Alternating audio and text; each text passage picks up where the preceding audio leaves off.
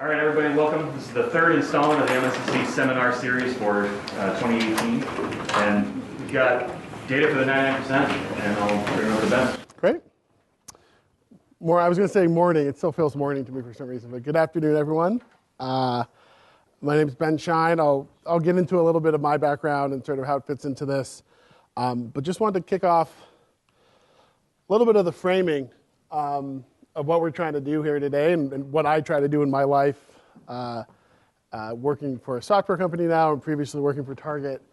And so really this is an infographic that Domo, my company, actually puts out every year, but just about every minute of a day, how much data is being created, how many people are tweeting, 473,000 people are sending or users are sending a tweet every second.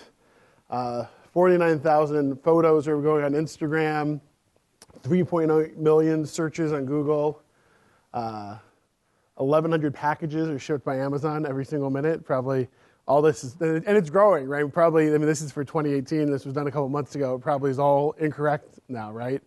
And so I think a lot of what I want us to talk about today is, that's great. We know there's a lot of data, but how can we start making it useful?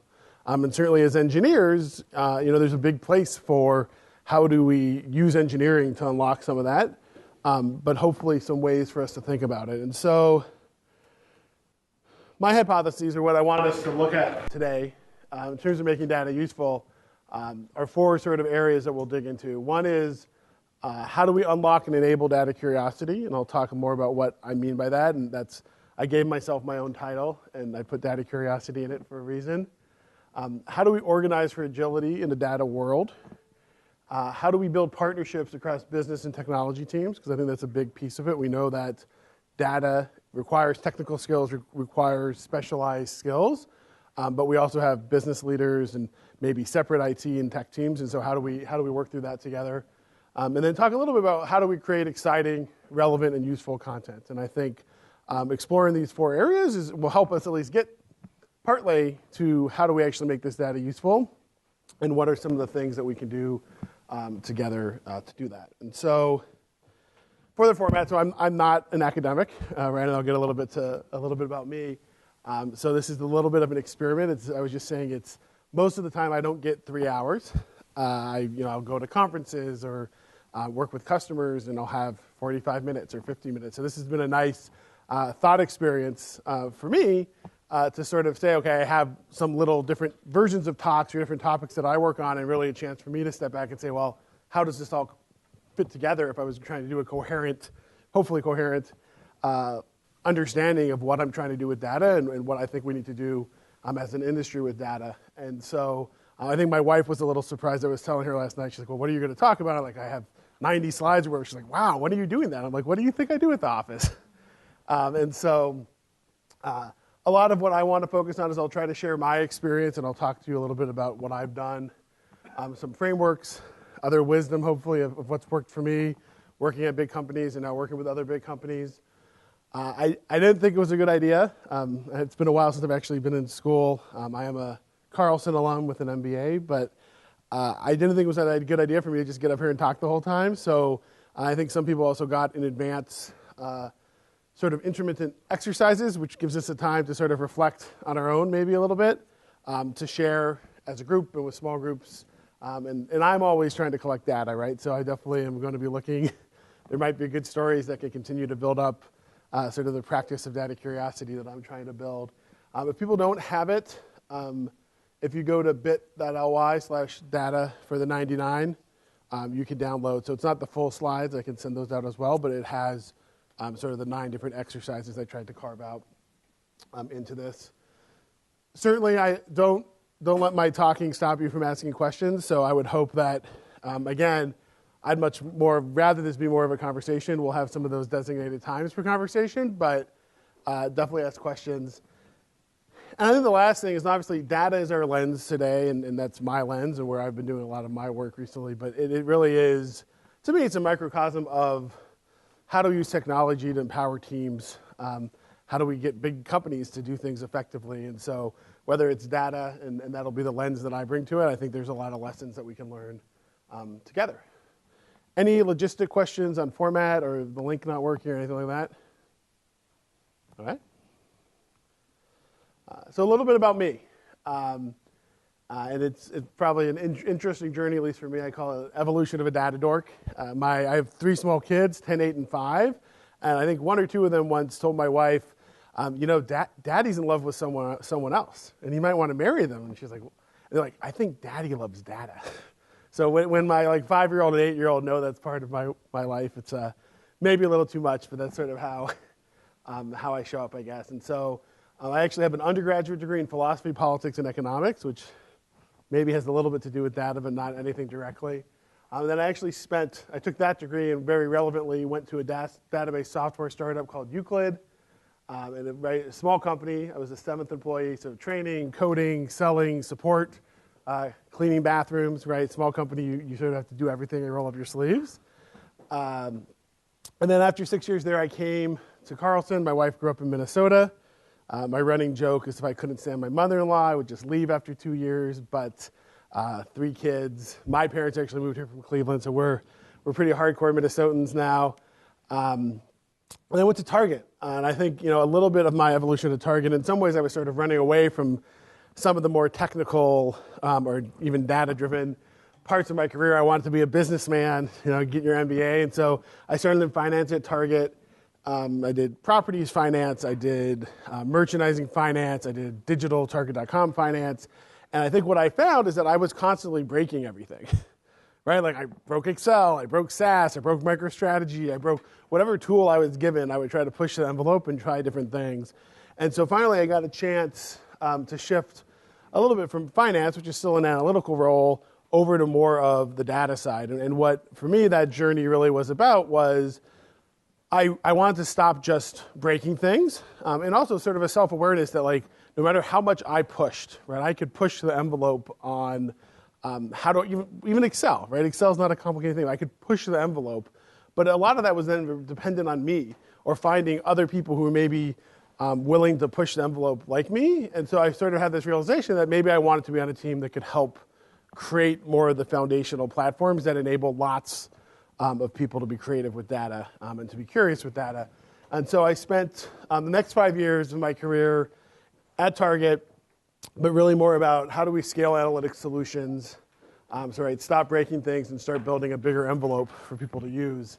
And sort of 2 halves of that, I started in a digital Target.com, business intelligence analytics and testing. I feel like one side lesson is it's okay if you are given bad acronyms. So that was BIAT, and my other acronym I was given was EDABI, so not marketing people coming up with these. But so that was focused on the Target.com side. Total team of about 80 people, so smaller and being able to focus. And then got to work for a gentleman named Paritosh Desai, who eventually became the chief data and analytics officer at Target and had things sort of centralized under him, bringing in what was probably 2,000 different people that shrunk to about 800 who were doing data analytics, engineering, big data engineering, data science, sort of into an 800-person team across Minneapolis, Sunnyvale, Bangalore, and Pittsburgh. And even a lot of, as we get into some of the ideas of how do we organize, how do you insert agility into a data world that doesn't always want it, some of that is also this dynamic that I got to experience, right? That tried to do some things with 80 people, trying to do the same thing for 800 as a different kind of experience, but still wanting similar outcomes in terms of how we did that. And then I'm coming up now in 5 months. So Target is a great company. I don't know if anyone here works for Target or is going to work for Target, and I had a great time. What I found myself, and even the premise of some of this idea of data for the 99% was I really liked having the chance now and again, right? It was like number 30 on my list of things to do, of trying to take a step back and say, well, how did we really change the way that people could use data at Target? Not that it's an end goal or perfect, but we had a lot of success doing that, and I realized that it was not just about the software. It wasn't just about a tool or having the right PhDs or masters in business analytics or whatever it was, that there was something else. And I really wanted a chance to explore that. So I approached one of our vendors, Domo, which is newly public in June, the week after I started. They went public, actually based in Utah, but I stayed here in Minneapolis. And really wanted a chance to say, again, that's my first thing, doing things like this, speaking at conferences, speaking with people in different cultures. I've been to Australia, I've been to Japan, I'm going to London in a week, and in different industries to see what are some of these ideas, how can we test these out in different companies, different cultures, and do that. And that's sort of how I ended up at Domo, and I made up my own title, so the VP Center for Data Curiosity and Innovation. But really, it's just, right, it's a chance to explore these things and do that. Any questions on me or my history before? Yeah? Good question. So I was on the Target.com finance team, and so there was a process. I mean, like any big company, Target's always doing a reorg or a strategy or whatever it was, and so there was sort of a task force that was put together to figure out how do we improve digital analytics at Target, and this was, a year or two after they came off the Amazon platform and sort of built their own platform to medium success, and sort of on that. And so as a stakeholder from finance, as their finance partner, I was one of the many people on this cross-functional team trying to say, like, what do we think the future is for a BIAT? I did not pick the name again. What does that look like? And so because of that, I had some of those relationships, and I also knew that they were part of this was opening up new headcount and new people. And so I raised my hand and I said, hey, can I come over here and start building the bigger envelope? And I was lucky enough to do that, I think. And then look, I also got really lucky more on like the general career advice side of, Paratosh came in a few months after I started that job. He came in from Gap. He had a PhD from Stanford. He was based in Sunnyvale. He had a different attitude about how to build things and how to sort of change the culture of Target. And so I was lucky to learn from him, but also to latch on to someone who ended up changing a lot of things at Target and was successful at Target as well. But even at that time, when I took the job in Target.com Finance, I was looking at some other analytics jobs. And a little bit sad, but like a lot of those jobs ended up getting laid off at some point. So I got lucky too, but it was because I was already plugged into that digital side. I often joke, I feel like even picking that finance job in Target.com, like in addition to breaking things, I felt like I liked chaos. Not everyone in a finance organization likes chaos. A lot of people in a finance organization want, right, structure, and every month we do this, and I didn't like that, so I was sort of looking already for an area that was chaotic, and digital at Target in those days was very chaotic and changing, and site was crashing and things like that, and so it was a good place, even from a finance perspective, for my skills, and then it sort of just led me there. But good question. Anything else? Okay. So let's dig in. So first of the four topics I talk about, is like, how do we unlock and enable data curiosity? And I spent a lot of my time talking about this at conferences. I was just in Chicago yesterday with a Domo customer who's in like aeronomic and servicing big aircrafts and stuff, which is very different than what Target does. And so what are the ways that we do this? And so one of the things that I talk a lot about is I do think that there is a core dilemma to the business intelligence space, to the data space, right?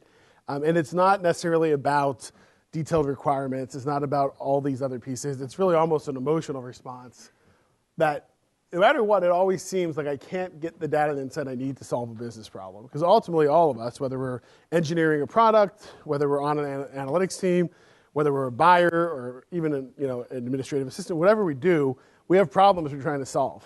And a lot of times, I think in corporate America, it is always felt, and not just corporate America, anywhere, right, that it's always harder than I think it should be, right? Like I can't get what I want. I thought that's what I wanted, but it didn't work, and all those pieces. And so a lot of what I think getting at that data curiosity has to do with sort of exploring this core dilemma and unpacking why people feel this way and how we maybe change some of that. So as a starting point, and if people have looked at these before, I'd like us to spend, I'll try to keep us on time here, a couple minutes, and you can write down or type or whatever you feel comfortable with, think of a time when you had data you couldn't get or information you needed to do something.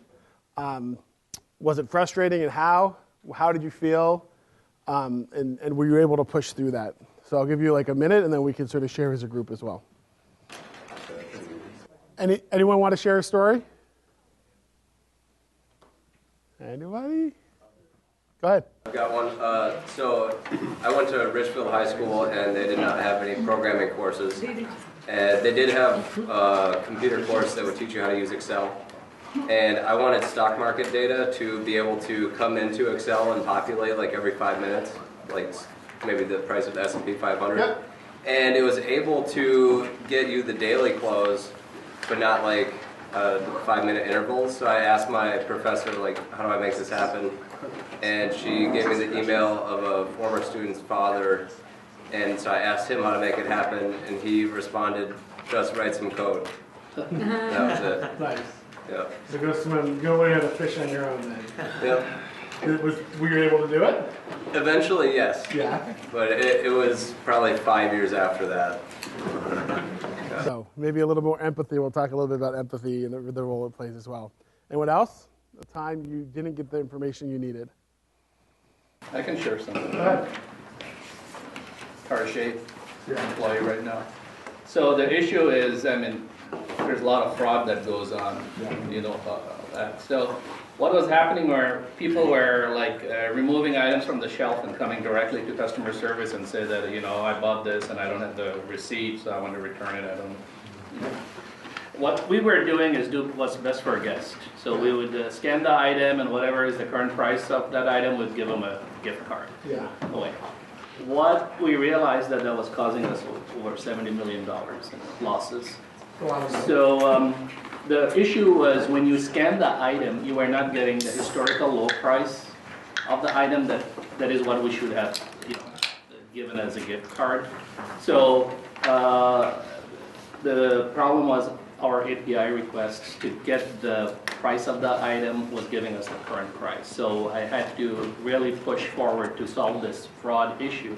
It's like, no, scour the database and give us whatever was in 360 days last historical price with promotions and all, and whatever was the lowest price of this item, we're going to give that to the customer. So it took some effort, but you know, they finally agreed to, you know, providing that information. You know, it came from the IBM mainframe and all that. So there was, yeah. So it was solved. Mine's a little bit not as specific as his example, but kind of just like I work for a Fortune 100 company, and the pace that enterprises move at with kind of like the modern view of data treating it as a first-class citizen, not all companies have really adopted that. And so a frustration I had is trying to get data from another team and treat it as a first-class citizen. Let's make sure there's quality behind it, data governance, data lineage, provenance, other things that we really want to have it structured. And they're like, it's not a big deal, you know, maybe we'll send it to you. And that results in kind of like a subpar solution where you need to go out and scrape it yourself. And then that just starts kind of like this awful pattern of, well, that's how we did it this way, let's do it for everything else, and then data quality is like, it really sucks. You can get nasty. Anyone else?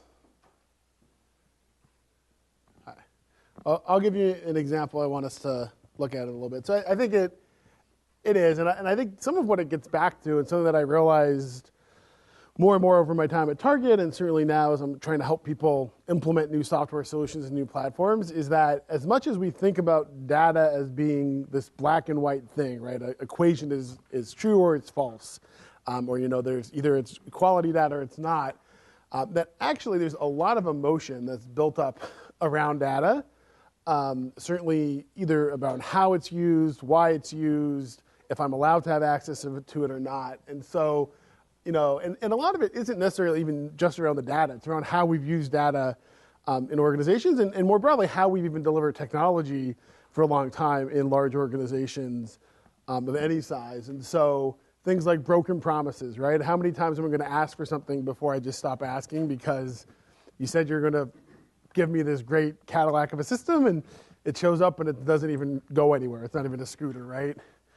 So it's wasted investment. It's even on the delivery side, really, a lot of my analysts, I felt like we're just burnt out. It's like no one wants to, on both sides. Like obviously you can be disappointed on the receiving side, but on the delivery side too, no one wants to not be able to deliver the information that people want. Like that is a very demoralizing and dangerous thing for any team if you feel like I'm trying to do this, but the tools aren't right, and I'm just trying to get it there. a lot of times, we'll get into this a little bit with some of the content stuff, it might be interesting, but not actually useful, right? So like, oh, that's really interesting, but how do we actually connect it, or how do we connect it to something like the fraud example that can actually help us? And then again, just back to that core dilemma of not having what you need. And so, I'm a big believer. I think when things stick over time, and you'll see that in a couple slides, I think that, to me, that's sort of an indicator that somehow all the things coming out of our brain that we have stuck with us and remembered it. And so one of the moments that I really realized this was, I got an email, and this was back in 2016. And I'll set the sort of stage for it, and then I want you guys to read an email, read the email. You have it in the handout as well, and sort of tell me what you see before I tell you exactly what I saw there. But I'll sort of set the stage. And so this was just after Black Friday and Thanksgiving, so a little bit, maybe a month later than right now. And I got an email from a buyer because we had just gone through this, right, the most important time, or one of the most important times for Target, not a lot of sleep. And, we had gone to this place where we had real-time data and on your phone and all this really cool stuff. And she was reaching out because she worked in storage and organization, which the biggest week for the bins and whatnot is the week after Christmas. And so this is, Target likes to sweep away your old emails, and I'm not sure even now that I left Target if I'd be allowed to show a email. So this is a recreation. It's like on the Lifetime shows or whatever they do. This is a recreation of a real event of the email I got. And so what I'd like you to do, and I'll flip back to it up here, is just spend a minute, look through the email, think about what are the emotions that are behind this email, which is part of why it sticks with me. Why is she feeling, how are they sort of presenting themselves in the email, and then we'll talk about, we'll see what people think, and then I can share my thoughts as well. So I'll do another minute again.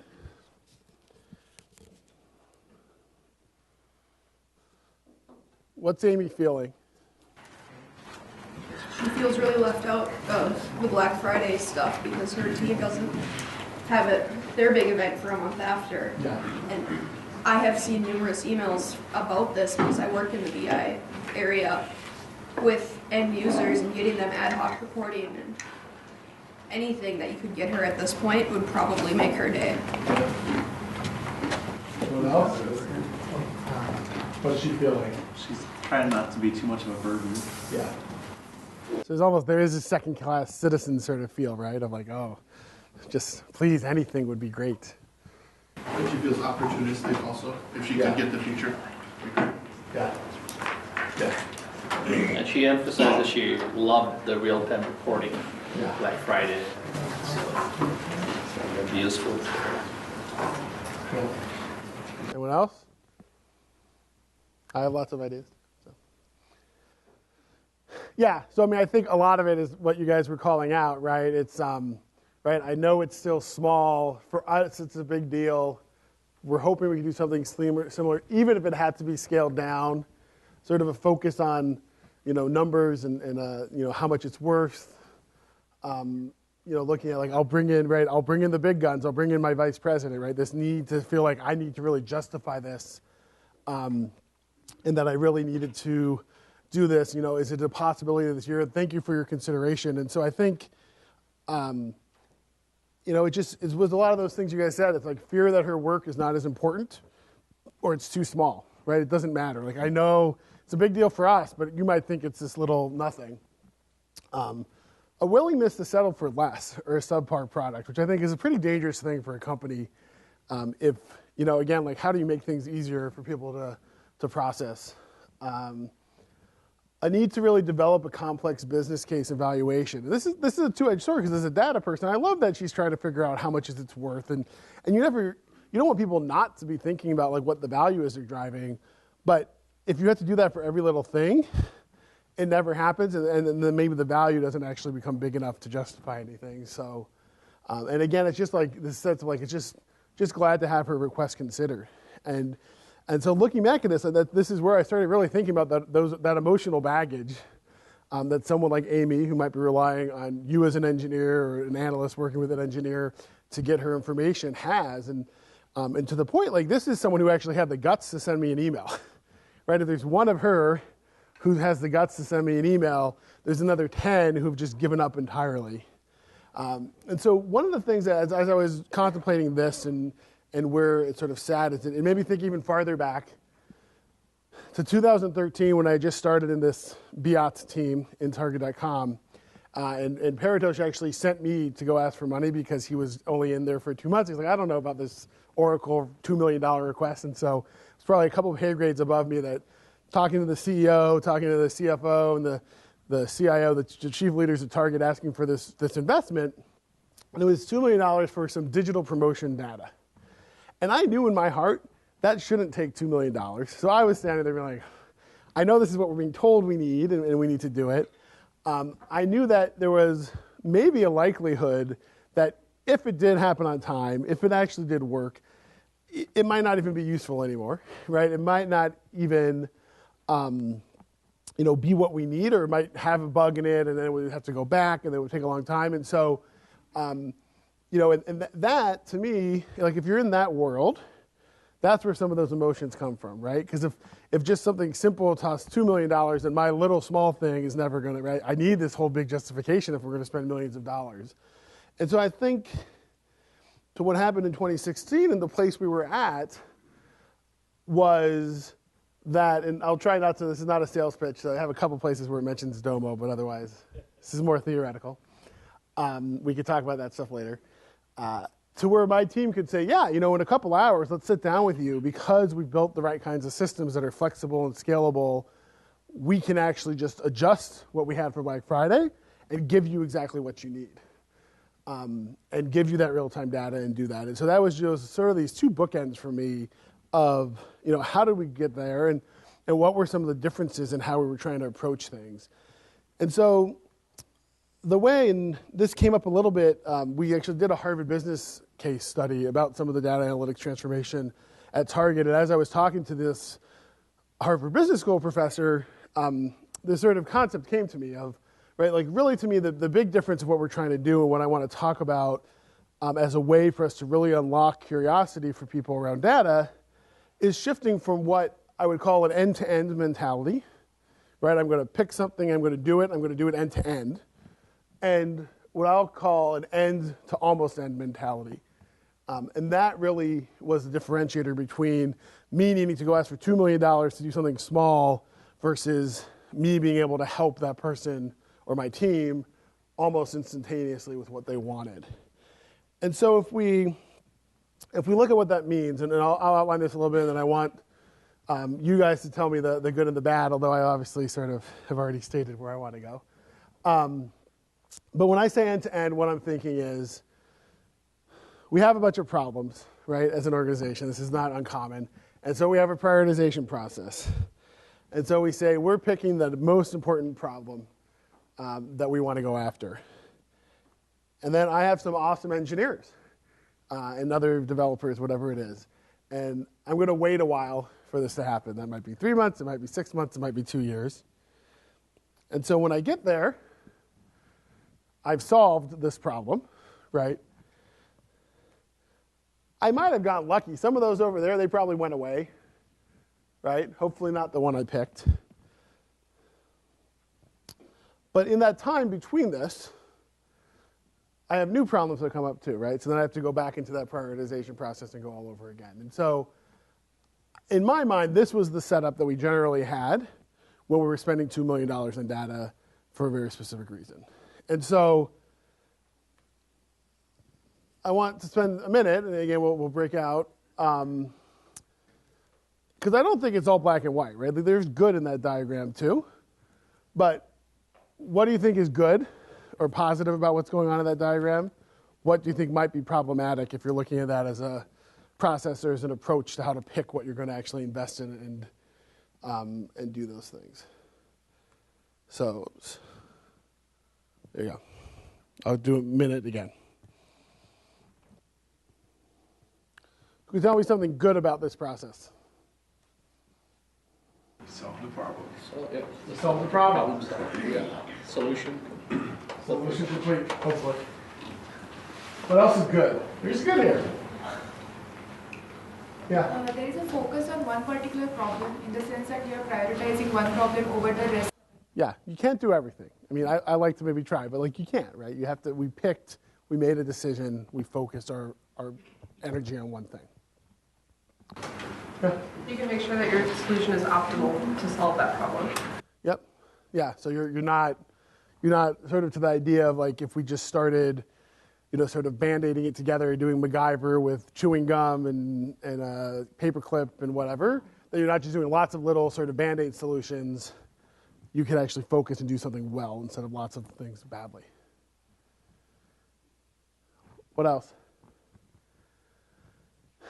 I think one of the good things here, and something that I think you have to work on both sides, is there is a lot of goodness in saying I want engineers engaged directly in a problem and potentially talking with the business or the people that are going to be using the solution to solve the problem, and that they're going to be the ones actually focusing on one thing, not off doing pet projects or doing the coolest new technology. It's we can take engineering resources and we can focus them on this one thing. Anything else good before we go to bad? Okay. What's bad about this? What's concerning here? The business may not have fully identified all their business problems, so it's semi-identified. Yeah, no, and there's new ones coming up, right? That's just the inherent part of time. I often, when I'm working with prospective customers and we're trying to build out these use cases and all these other and justify the investment, I often tell them that the most important thing that that we're talking about is actually not what they know, right? It's the thing that no one's thought of yet. And so how do you build a flexible system that lets you respond to the unknown? Because the world changes constantly. Business world changes constantly. So the long development cycle might have caused some change in the problem dimension. By the time it's solved, maybe it's no longer... Yeah, right. So if it's one of these ones that dropped off, what if that's the one that dropped off and then we just spent all this time solving the one thing that was no longer a problem? Also in the development cycle, maybe the engineers thought they have solved the business problem, but it may not be exactly what the business thought they had wanted. Yeah, no, it either changed or they didn't articulate it well or whatever it is. Anything else troubling? If your problems seem to be changing like that over time, maybe you're not solving the core problems, you're solving symptoms. Yes, no, right. You just you think you're doing it, but you're not looking holistically at something or giving people the power to solve it more holistically. We're saying no to a lot as well, right? I mean, and that might be the reality. It might be the resources we have. But I think, part of it, as I thought back on it, I think that was part of why our friend Amy in the email felt that way. Right? Because so often she was told, not the number one priority, right? It's not the number one thing that we need to work at. And so some of the, if we sort of unpack it, and I think it is legitimate to question like why we should care about that. Because like we said, with the good side of that diagram, we're working on the most important problem. That feels good. That feels right. But I think there's a number of potential risks for any organization or for any project you're working on that we need to think about. So one of the pieces is there is lost value from these orphan business problems. So that's when I started thinking about they're orphans, right? They've been told they're not as important. And so even if they're small, they're not number one, if you add them together, you're going to have lots of value that you're leaving on the table as an organization, right? So they might seem small, they might not bubble up, but altogether there's a lot of value that we are not delivering for an organization, and that we've just sort of passed over, right? And so it's a balance because we can't focus on everything. We said it's good to prioritize, but is it just the priorities 1 to 10? What if you're working on 11? Do you get nothing, right? So how do you sort of balance that? I think even more so for me, and some of this comes out on the email and the emotional side, is what is this doing for the kind of culture we're building, right? So if we want this culture of data curiosity, of people that are going to engage with data, that are going to ask questions, that are going to want to understand things, are we discouraging them for asking from new, right? And in some ways, that's even more dangerous. Not that we can just answer everything, but if we're creating a culture where people don't ask questions and aren't curious, then I think there's a big risk. I think another thing in the BI space and the data space is I think there is sort of this fallacy of self-service, which comes into some of these sort of end-to-end thinking where, and some of this gets to like maybe we didn't fully solve it or maybe we just solved part of it, is a lot of times if you're trying to solve one thing, you'll say, okay, it's done, right? I'm going to go on to the next one. But people need help, right? Like you can't just, it's not just going to be, throwing it over, like here's the tool, you go use it. They need to be led. I used to use the analogy sometimes that it could feel like sometimes you have to lead the horse to water, and then you have to open the horse's mouth, and then you have to roll out their tongue, and then you have to put water on the tongue, and then you got to roll it back, and you got to squish it around, and you got to tell them they like it, and they were really thirsty, and right. So but that's the reality, right? Like we can't deny that. So to think that we're going to create something that is a start and a finish, and it's done, and that's how you're going to change culture, I think is dangerous. And it's sort of as I was saying before, is like we know that nothing's ever really done, right? By the nature, it's there. So to unpack a little bit of this idea of curiosity, even outside of data, I mean, obviously that's what I'm focusing on is data curiosity and how do you unlock this value of data. But there's inherent value in research that has shown the value of just having a curious culture and of what that is. And so the September issue of Harvard Business Review, Harvard's not paying me, I guess it's the second Harvard mention, was all about the business case for curiosity. So some of what they brought up and were sort of showing from their research that if you're curious, you have fewer decision-making errors, right? Because you're asking questions and you're sort of actually unpacking the questions. You're more innovative. You have positive changes, both creative and non-creative jobs, right? So it's not just about curiosity if you're painting a picture or doing something on the creative side. The analytical side, you need to be curious as well. You reduce group conflict. You have more open communication and better team performance. So, forget about the data part. If I'm not creating a culture of curiosity, I'm not necessarily getting at these really important things that I think curiosity can unlock. And certainly I think all this applies within the data setting. It also just applies within the getting anything done in the organization setting. I think the other thing when I think about these small pieces is I really love this concept of Judes Law. So David Hussman, who was an agile mentor and coach of mine, he actually sort of looked like the Big Lebowski, which is why this developed. But he used to talk a lot about Judes Law. And what he said was that value that we're creating for an organization or for anyone is equal to the why over the how. And I think this ties back into some of this idea of end to almost end because, right, if we think about all these small questions or these questions that were lower priority, that means we're sort of, the why, the numerator, is smaller, right? It's not as big a value or it's not the number one priority. But if we can continuously, especially with an engineering discipline, right? Engineering at its core is about automation and making processes work together and using computers to do things. If we can make that how smaller, whether it's easier or self-service or more of a platform mentality, then that value, right? Like, because I could either increase the numerator or I could decrease the denominator, and I'm still going to increase my value. And so I think sometimes we get really obsessed in that prioritization process with that why, with that numerator, which is not unimportant, right? You need to work on the most important things. But there's sort of two halves to that value.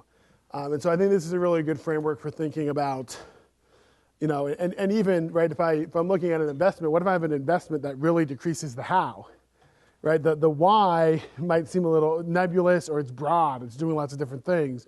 But if I really think about it in this value perspective, in this Jude's Law perspective, we should go there. And so you can go, DevJam was David's company.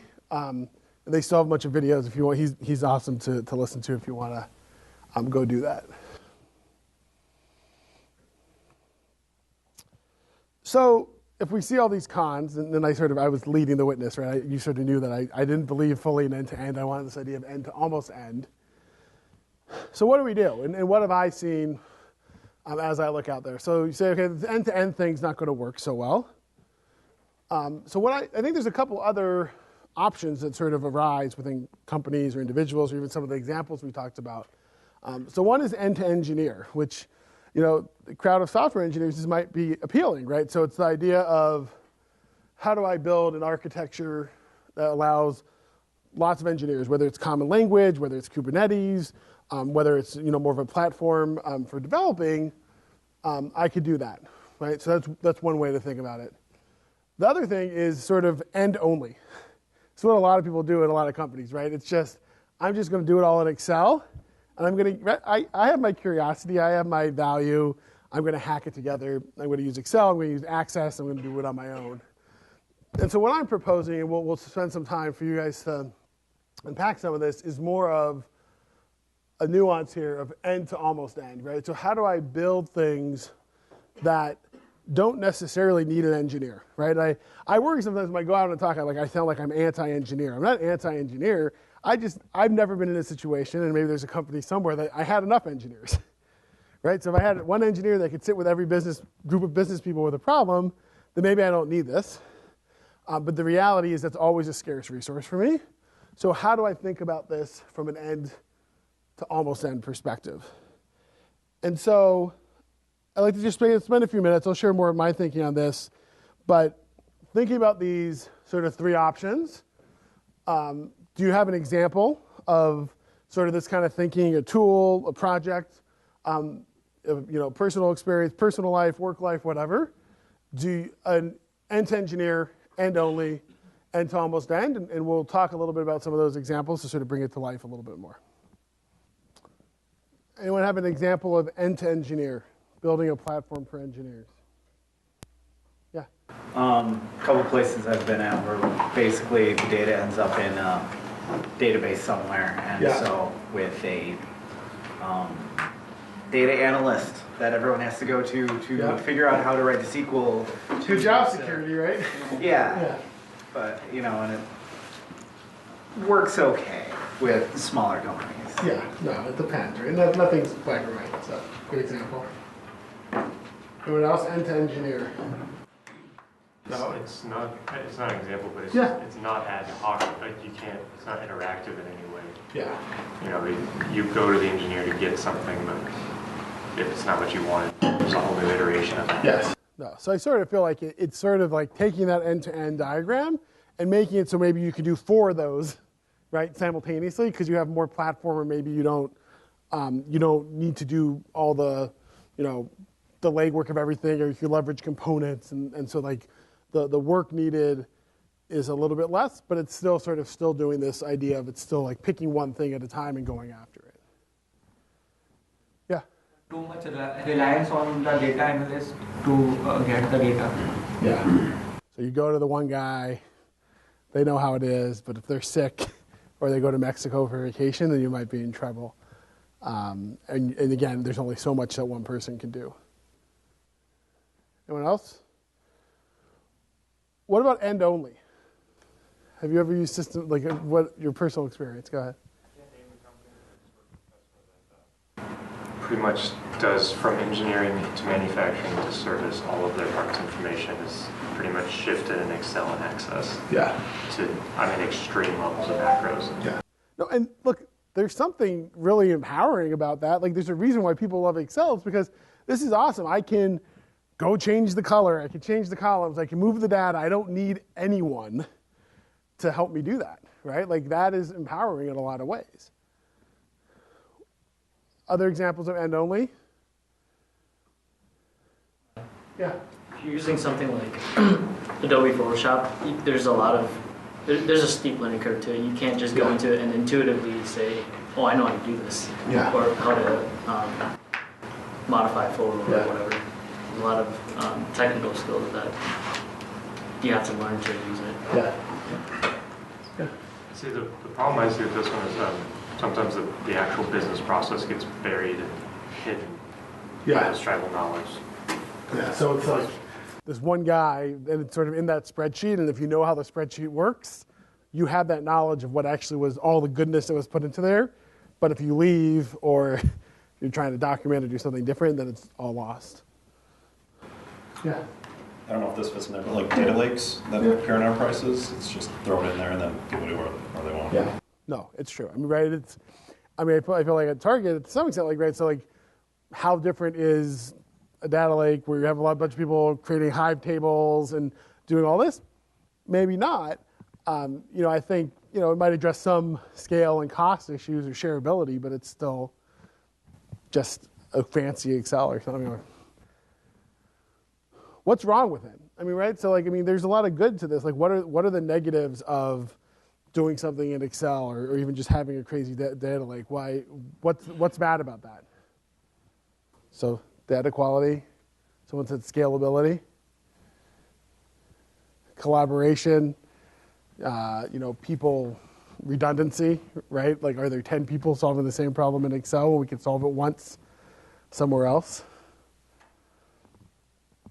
So what about this idea of end to almost end, which I'll dig a little bit more into? Have people used tools or solutions or approaches that felt like it found more of this middle ground? And you don't have to say the software name, but just any examples of that. Or what does that feel like? I'll tee it up. It's easy to. So, some of what I think we were able to do at Target and how I think about it. So it's this idea of end to almost end. It's this idea of how do I have that last mile of insight delivery that can happen really close to the business problem, right? So how do I make it so that where the actual problem is happening and the person that's trying to solve it, that last bit, that almost part, or maybe it's the almost to the end part, can actually happen there. And sometimes that might mean that, the analyst, it might be a data analyst who's actually working with the business. It might be the business person themselves. And it takes a little bit of a certain sort of humility, right, to do that. Because sometimes it feels really good to be that one data analyst, right? You feel awesome. Everyone wants you. Everyone needs you. Everyone's coming to you to get the information. But you need to let go a little bit. And actually, one of the things I tried to sort of shift, there's a lot of talk sometimes if you talk to CIOs or chief data officers or other tech leaders of like shadow teams, right? So you have a shadow IT or you have shadow BI. And I tried to sort of flip the way my team talked about that sometimes to say, you know what, that's just BI in the business, right? It's not a bad thing to have business teams that want to be more technical, want to be more analytical. The bad things are some of the things we were talking about before. The bad teams are, inaccuracies, it's not scalability, it's redundancy, it's using bad data. So let's focus on the bad things, right? How do we mitigate those risks and then empower them in a different way, even if they aren't a data analyst or whatever it is? I think the other one that I struggled with at Target and with some engineering teams, to be frank, is that it is really hard to give up this idea that, like, so you're saying as an engineer, I'm just sort of hidden in the back, right? I'm just building platforms and I don't ever talk to the business. And, I shouldn't care about that. I should just be building almost to the end, which means I never talk to the end user. And that's not really the case, right? You find the ways to keep that connected. And no matter what we're building, even if we're building it to end to almost end, the inspiration is solving business problems. And so to do that, you need to understand what you're solving. It's not about trying to do this without understanding what you're trying to solve.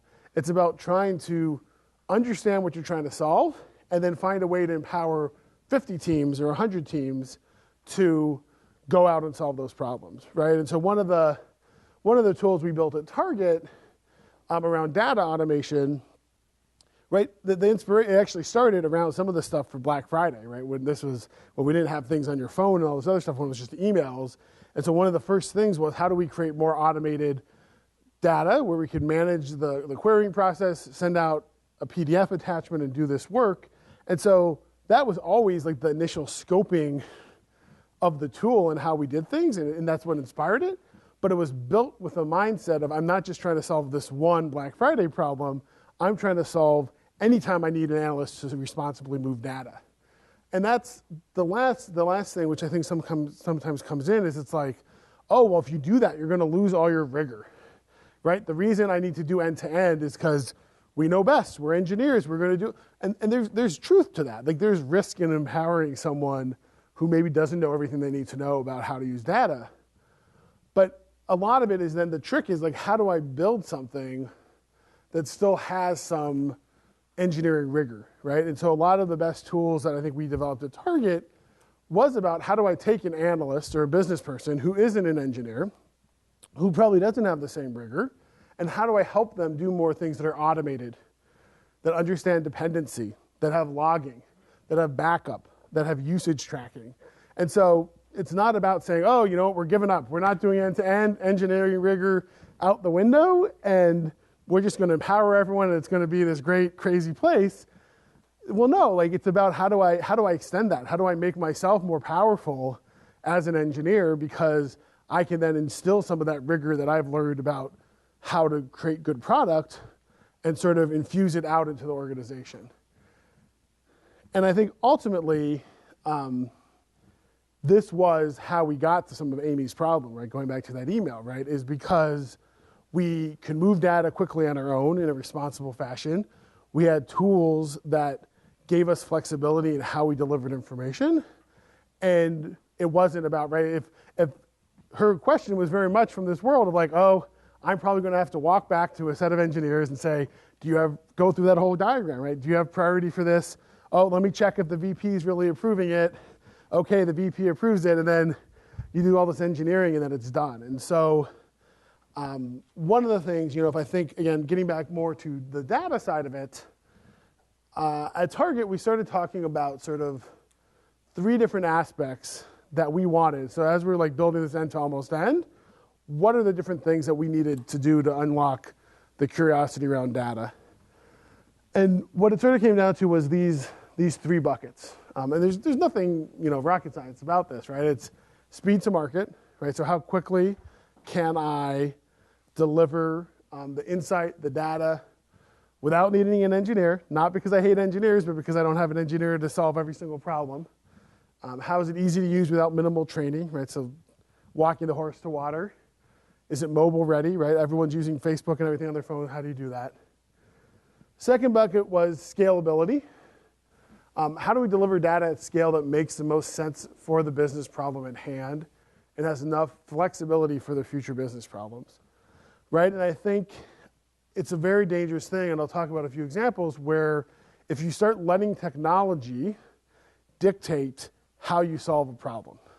Now, technology obviously enables your problem, but certainly in the data space, if we start saying like, oh, we can only fit X amount of data to solve problem Y, we might be suboptimal in what we're solving for. We might actually we might be making a bad decision because of that. And the last piece is around collaboration. How can I share insights, content across teams? And I think where we were, and part of this, again, an outcrop of this end to almost end thinking, is that I felt like I always had to make the choice prematurely. And I was tired of that. My teams were tired of that, right? And so, so a lot of times we might say, okay, well, you can use this tool and you can, get it out quickly, but your scale is limited, right? So you can only have 1 million rows of data or whatever it is, right? So then I had a couple options then, right? So one might be I'm going to focus very narrowly on one thing. So I'm going to look at one department. I'm going to do this analysis really well at the item and location level. And, then if I have another question that comes up, I have to do it again. I have to do it again. I have to do it again. The other option is, okay, well, I can't fit that much data. So I'm going to try to squeeze all the data to a more summarized level, right? That's a lot of the history of BI and data analytics is one of cubing and summarization. And I think we need to push ourselves past that, and we're starting to have the tools to do that. But so I would say, okay, I'm going to only summarize at the division level, right? And so, which would be like beauty or electronics or entertainment at a target. So then, yes, I might have had total target view, but I then might not be answering the question well, right? And then again, so I'm still, maybe that's usable for multiple questions, but it might not even be the right questions, or it might still be limiting. And some of this, and we'll talk a little bit about the empathy, and when we start talking about how tech teams work with business, a lot of times, like the caps on scale, it's all from a place of responsibility. I don't want this system to crash on Monday mornings, therefore I'm limiting how much a user can pull, right? It's not like two bad options, I guess, but but we have to push ourselves past that if we really want to change the way people are using information in data somewhere. I think the other thing on the collaboration piece is it's important to share. I mean, that's what we're doing in our lives all the time now with social media and all those other pieces. So creating a way in which I could share, I could build upon the work of others. And again, not just, I mean, you could say, GitHub is all about this, right? But not every business user at a Target or somewhere else is going to be using GitHub. So how do we create the version of that kind of collaboration? And it's not just sharing because you're interested. It's also, it sort of broadens the perspective you could have, right? So if I had a marketing team at Target, an analyst, and I have a merchandising team, the merchandising team might be really focused on sales and sales goal and assortment, and the marketing team might be really focused on advertising spend and click-throughs and paid search and all these other things. And it might be that the CMO on their 6th card or 6th level, they do care about sales, and that the chief merchant does care about advertising, and it might just be 1 here and 6 here and vice versa. So if you create platforms and you have this end to almost end where there's flexibility, there's collaboration, then the marketing team doesn't have to learn everything about sales. They can inherit the knowledge of the merchandising team and broaden that perspective and that conversation for the CMO, while the same thing's happening for the chief merchant around marketing. And those are the kinds of things you don't always, if you're fully just thinking about solving the one problem and end to end, you don't think about that because you're like, okay, the chief marketing officer has said we're going to solve this. His number one priority is optimizing paid search, and you're just doing that with blinders to how much flexibility you have. And the chief merchant said SKU optimization is their number one priority, and you're just doing blinders to solve that problem. And then that collaboration never happens, and you can really never bring it together. So overall, and again, these aren't some sort of rocket science or anything special, but trying to find that nuance between those and trying to take this end to almost end approach, I think is what allows you to really start changing the way data conversations happen. And so as budding software engineers, right, I would say, continuing to think about that kind of a developmental mindset can be really powerful in how we do things. Any other questions about end to almost end and sort of this approach to more of a platform-based tool empowerment kind of schema? All right. So deep dive number 2 is organizing for agility in the data world. This is something I'm very passionate about. Get into a little bit about what agile really is and what it's not. But I believe, and as I look back at Target, right, so a lot of that conversation about Amy the buyer and all these other things, it was emotional, right? More so than any tool, it was about how do I honor those emotions and unlock a different way of using things. But I also think that there is this side of people that comes even before you start getting into tools and content and all these other pieces. And so I do think it's important that you're not just saying, okay, I'm going to build this special platform or buy this awesome tool we sell, right? But that it's really about how do we organize as a team and what are some of the nuances if you're thinking about agile and how does that maybe fit into a data world that might be a little bit different and sort of what I saw at Target. And so I guess, how many people know agile or know the agile manifesto? It's almost everyone. So we don't have to spend a ton of time, but right, so they're at its core, the old manifesto, right? So individuals and interactions over process and tools, working software over comprehensive documentation, customer collaboration over contract negotiation, responding to change over following a plan. And so one of the challenges, and this is just one example, is there's a whole bunch of terms and practices and approaches and flavors of this out there, right? And so that can become very doctrinal, I think, right? It's like, I am a Scrum person, I am an extreme programming person, I am, fill in the blank, and I think it's just complicated. This is one of my favorite visuals of just what does it mean to be, what does modern agile mean, right? So it's sort of funny because it goes from a very clean-cut agile manifesto to all these different pieces in how we're doing that. And that's true. There's nothing data necessarily about agile, right? That's just the truth of agile and some of the complexity. But I think what I saw in the space that we're sort of thinking about data is that there is this tendency to sort of be like, you know what, I can't be agile, I do analytics. You know what, like, things just take time. I can't do this in 2 weeks. I can't think that way because I just need to really think through this. Or, you know, analytics doesn't lend itself to agile because this is just complicated. You don't get it. We can't think about these pieces. We can't do things. You know, that data science is about slow evolution of ideas. It's not an MVP, right? I just need to like sort of take the time on it. My complex problem can't be broken into small parts, right? Or agile is just for building digital products. It doesn't have anything to do with me. And so I think if we're looking at like how do we unlock this data, how do you bring data to the 99%, not just the 1% who are really focused on data in their day-to-day jobs, that agile is a piece of that. And thinking about how do I have more of an agile mindset and framework going in. So a few things that I've seen. One is that over, right, in this agile manifesto is different than instead of, right? And people forget that. People see, and it's easy to do, right? You're like, okay, so all processing and tools are out, individual interactions are the, well, no, it's talking about like, let's lean that way. Let's think about that first. But it doesn't mean all of that is out. It doesn't mean that there's not a place for documentation or for training, or for contract negotiation, or for having a plan. And I think that's, again, whether it's a data scientist who's saying I can't be agile or just any organization trying to change, you know, it can't just be everything else because then you're going to really piss off some people too, right? Because you know what? If you get rid of all documentation, that doesn't work either. But if you spend all your time just doing documentation in this waterfall, you know, user requirements and all these things, then it's not going to work. And so at the end, it's not about the practices. So, right, there's a lot of great Dilberts about agile, but right, so starting next week, our meeting will be stand-ups with no chairs, so we'll all be more focused. So you examined all the problems in the company and decided the root cause was chairs.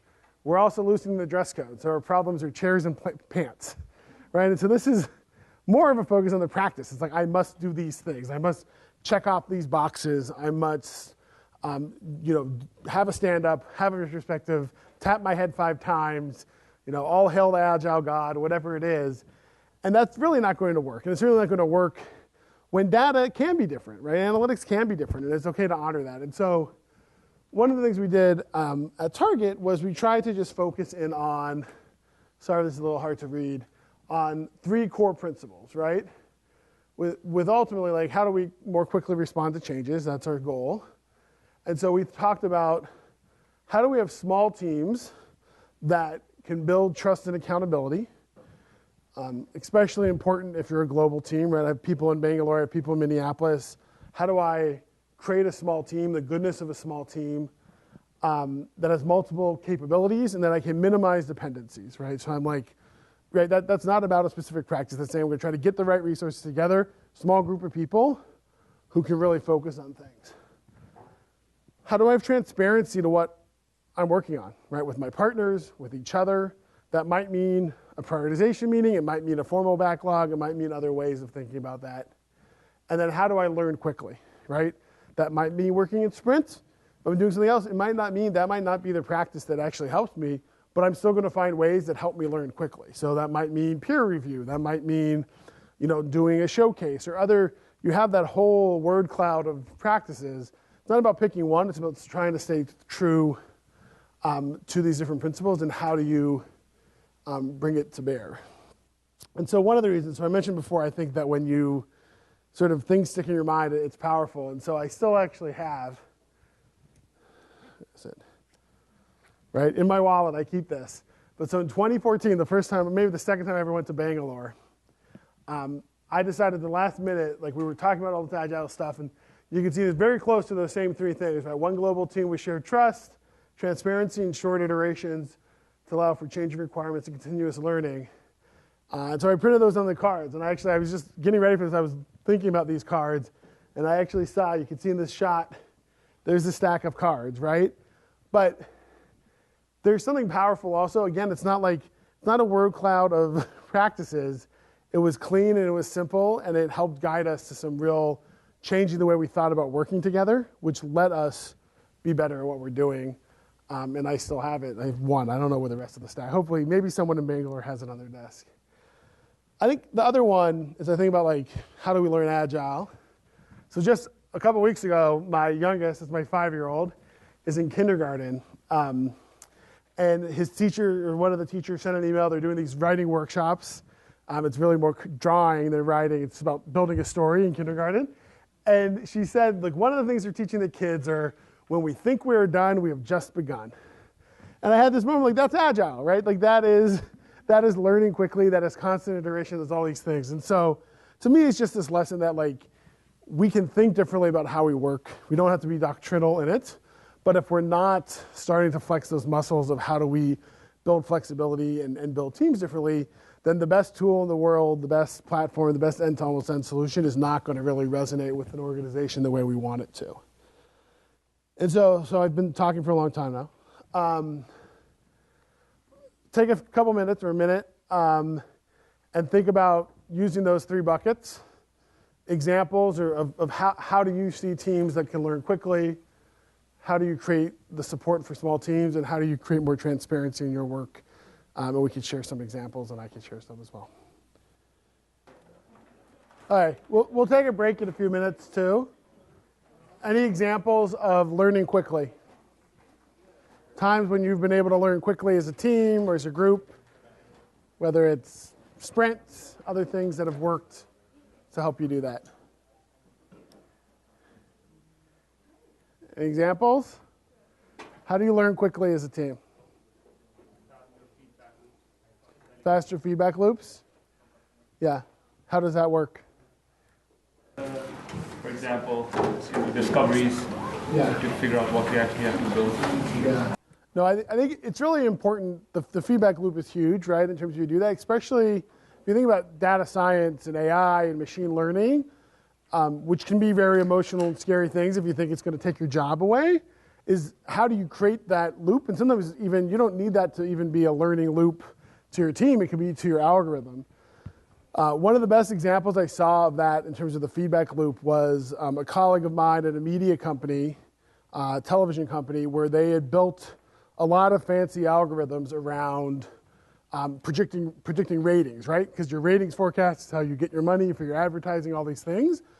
And so they would build out that algorithm, but then they created a tool that let someone explore the algorithm, right? So you could look at a show, or you could look at a network, you could look at 1 week, you could look over the whole time, but then actually gave the user the ability to insert adjustments and give that feedback, but also to give a reason, right? And to do it at a scale that was meaningful. So you could go in and say, you know what, I think this show is just going to be 10% better than what your algorithm says, because I think it's better stars, better content, we shifted it up, and it's the whole thing.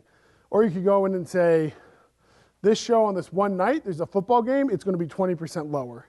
And so the algorithm can then learn from that feedback loop, but then you're also holding the team accountable to say, hey, you thought this was going to be 10% better, the algorithm was actually better than you were. How do we get a better sense of how we understand those things? So I think that automated feedback loop is going to be really important to learning quickly as a system and as a team. Anything else on learning quickly? Times when you've worked on a team that practices things that have helped you learn quickly on a team, or not wait forever to find out you failed?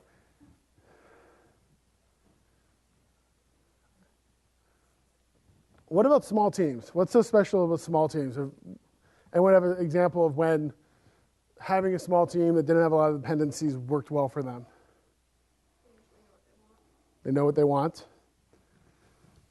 There's better chemistry between people in the team because it's more intimate, I guess you could say. Yeah, there's more intimacy, better chemistry. Well, there's less communication. Communication's the hard part, right? Not that the team doesn't communicate, but there's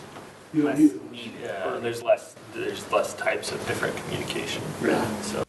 Yeah. Another thing that David Hussman used to say a lot of was the difference between taking work and surrounding it with people, and taking work and giving it to a whole team. Right? And I think that's a really beautifully simple way to think about it, because it also means over time, like, and I tried to default to this when I had larger teams at Target, of let me get that goodness of a team that trusts each other, that knows what you're good at, what you're bad at, how you like to communicate, whether you're using to finish something Sunday night for a Monday deadline or Friday. and then build that strength of a small team and then give them work. Even with the prioritization stuff, right, there's a tendency to say, I have this really important thing, and then you just start throwing people at it, which one can get big if you make it a big team, but also you just lose some of that chemistry of a small team over time. What about transparency? Have people seen transparency work well or not work well when working with teams?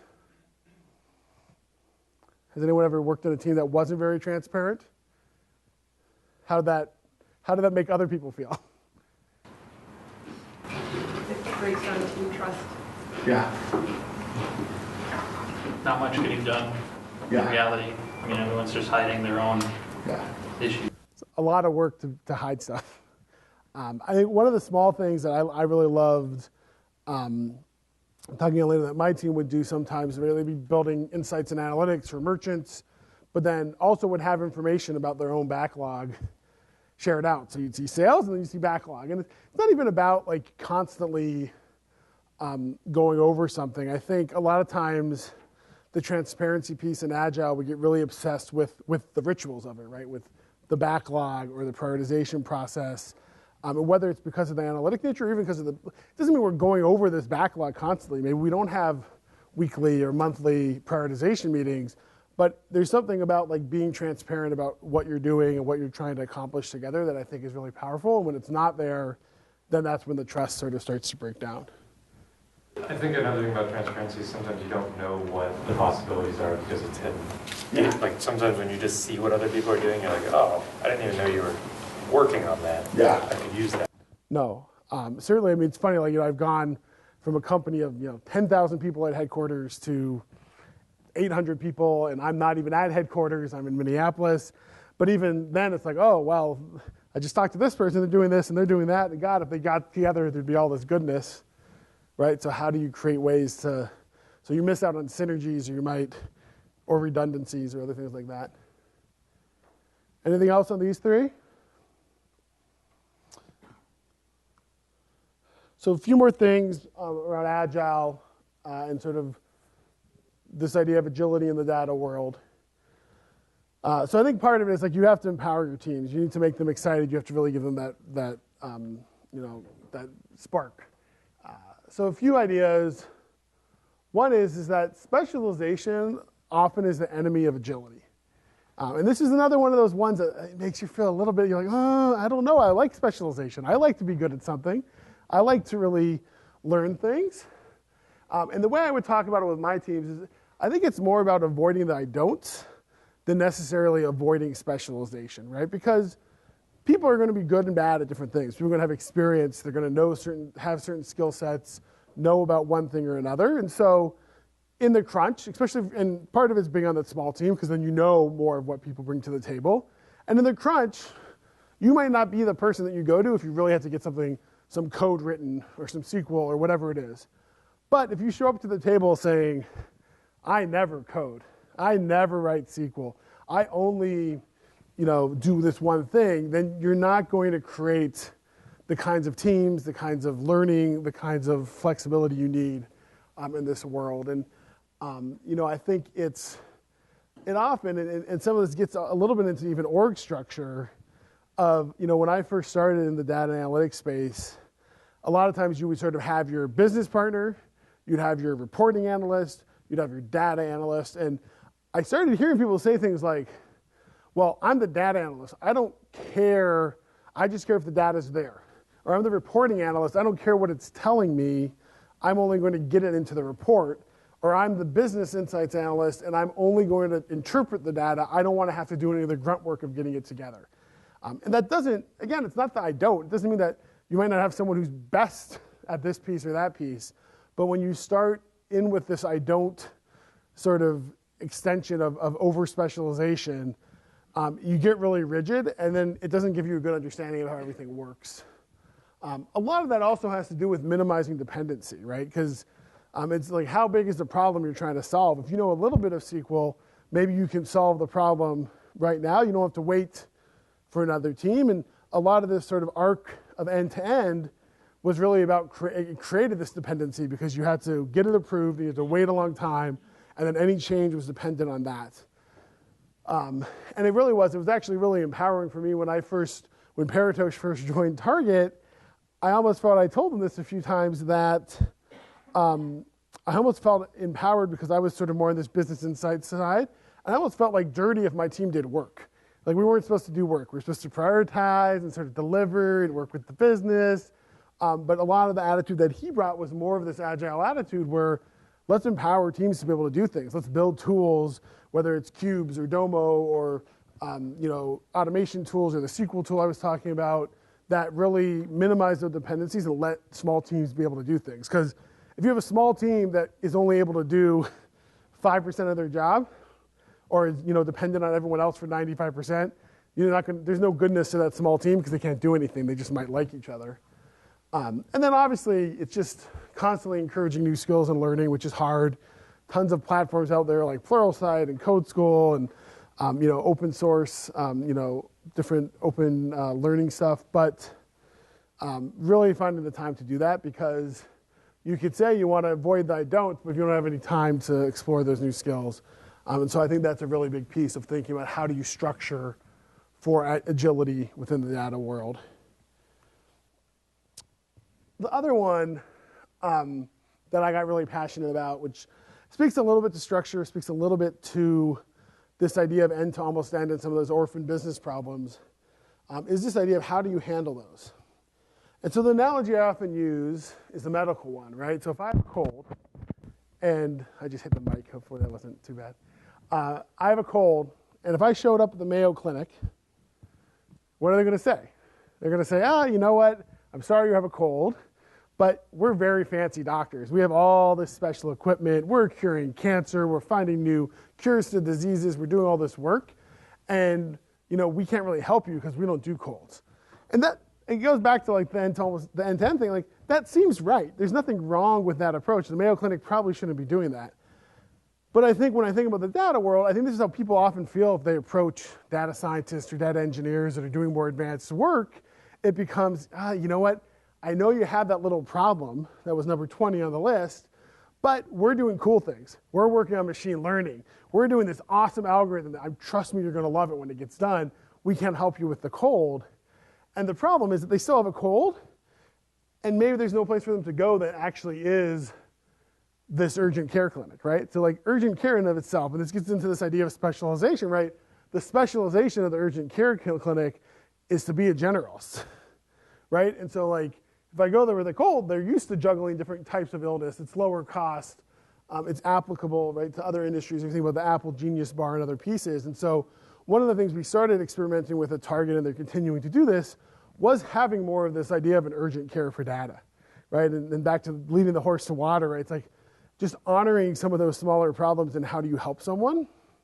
And the interesting thing that we started testing, which we didn't necessarily set out, we set out with more of this concept, was to have a core team that was focused on this, but then also start using the idea of a residency program to augment that team, right? So that meant that everyone in Target, whether you were a data scientist or an engineer or a business partner, that you would sign up for a 2-week residency with this urgent care team. And so that meant a couple things. It meant, hey, I can bring some of my knowledge, right? I'm a data scientist working on product recommendations. I know all this stuff about product attributes, all these other things. I can teach this core team and teach other people about that. I get a chance to actually learn, what are these people? What does it mean to have a cold? What are all the little data problems that are out there that I should keep in the back of my head that are actually going to make me a better data scientist? And then I go back and I can go back to my day-to-day job. I'm better at my day-to-day job. And these centralized teams still has an expert on product attributes that they could call in when they need to. And then the last side benefit of this that we realized is that it also becomes this awesome onboarding space, right? If I'm new to an organization, I'm not going to jump straight to curing some disease, right? It's not like a doctor does that first. I have a place to learn about the different tools, about the different ways I can do it. And so I think this was another real lesson for me on, again, how do you do that and how do you do it in a way that honors some of those smaller problems. And sort of to just wrap up the second section of the talk and we'll move on to a break. I think at the core, a lot of this stuff around agility is just about balancing this idea of innovation versus alignment, right? And so there's a lot of goodness in small companies, right?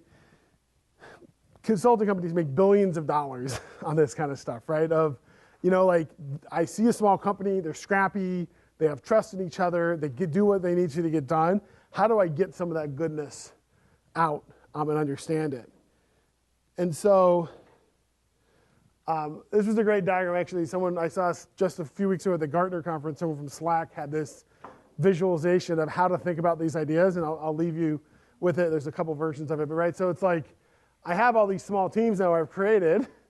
How do I get them going in the right direction? And even if I have this set that are sort of going in the right direction, well, what about these? And how do I start getting those to all align and go in that one direction? So ultimately this is, right, because you still want those goodness of the smallness, but we need to be going in the right direction. We need to minimize all those pieces. And so ultimately these tools of agility, the practice, the principles, I think all sort of comes back around to that piece. And so the last thing I'll leave you with, and I think we're close to halfway here, so we won't actually do this exercise, but something to think about. And Praveen, who connected me to this program, some of you might have had him as a professor or as a teacher, when his first or second day at Target, Paratosh actually asked him, how do you build an airplane using Agile? Right, which is sort of like an extreme way of trying to push some of these ideas of innovation versus alignment, because right, you need everything in an airplane to be going in the right direction. You need it all to work together so it doesn't crash. But you also want these small teams that are constantly innovating and doing that. So I'll leave you with that sort of thought experiment. We'll take, I don't know how long, 5, 10 minutes? Is that usually what we do? 10 minutes? So we'll reconvene a little before 2. People can use the restrooms, whatnot, and we'll sort of dig into the second 2 topics, building business partnerships across business and tech teams, and then how do we create exciting, relevant, and useful content. Thanks, guys.